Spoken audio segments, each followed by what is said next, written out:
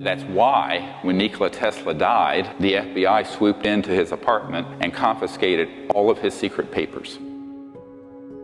How do I know this? I have a document from the Department of Defense demanding that the FBI turn them over and names them for what they are, the secret papers of Nikola Tesla. This is not an urban myth. I have that document. It came in this cache of documents I'm talking about.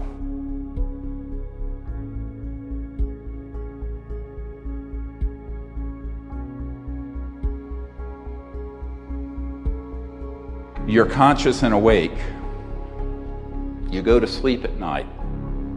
You awaken in a lucid dream where you're flying. And that dream ends up being precognitive. You see something that happens the next day or the next week or the next year. This is a lucid precognitive dream. How many people have had one at some point in their life? Most humans have, although most scientists won't admit to it because they don't want to be discredited. Just like the Aboriginals had dream time as a routine way that they communicated at night in Australia. You know that story. And that's how they would know what to do the next day. They'd meet a friend in the outback and they know where to intersect at some remote area because they did it during their dream. Well, you could do that. If you can do it 10 miles away, you can do it a billion light years away. Because you've transcended space-time limitation.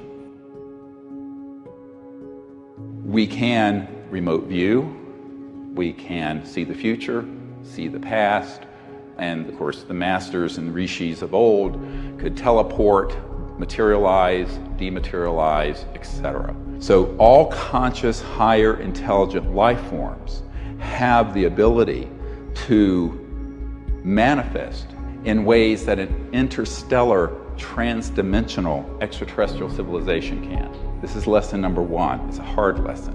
It's a really deep one. Now let's talk about remote viewing. Everybody's heard of remote viewing. CIA programs, DARPA, DIA. I know a lot of these guys. Well, that's the ability to be a seer and use consciousness to see something at a remote distance or a remote point in space-time. This is the part that you're not going to hear and see in Hollywood. And that's what you're going to hear about today. Is actually a level or a structure within the architecture of consciousness and non-locality where everything can be known, past, present, future. Because it's embedded within the structure of the consciousness field. It's in every one of you. You don't have to go anywhere. This is a really critical part of this holistic technique for remote viewing. I don't particularly recommend the ones that have been military-based.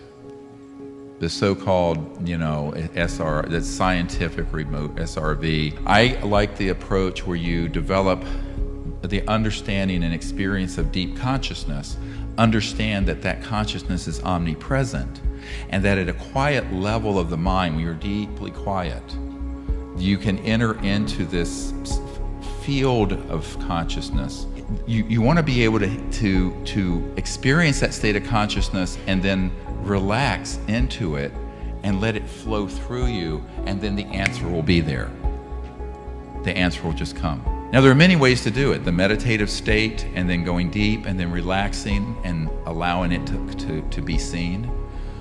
That's one way. Dream time. I mentioned this before you went to bed. It was getting late. I would have gone more into this. You're asleep, but as you're going to sleep, get a journal, keep something by your bedside, and begin to affirm to yourself that you can have lucid dreaming. Be awake within the dream, and you can travel to places and know things in that state. You can begin to practice that on a nightly basis, and as you do it, it'll begin to go up and up and up in accuracy. So I tell people, this is walking the talk here. Every important thing in my life has been the result of the lucid dream, remote viewing, meditative state and guidance for 40, 50 years. You don't take leave of your intellect or anything else, but you add this to it, and it creates a beautiful world and a beautiful life for you. That's so another approach to remote viewing, is doing that in that dream state. The other is when you're going to sleep, or mostly when you're waking up. You're coming out of sleep into the waking state, but you're kind of in that drowsy, half awake, half asleep state, but you're rested. At that juncture, the junction between dream and sleep and waking, when you're relaxed, intend to know something, ask to see something, ask to have a problem solved. You will be stunned at how accurate you will become in getting that information.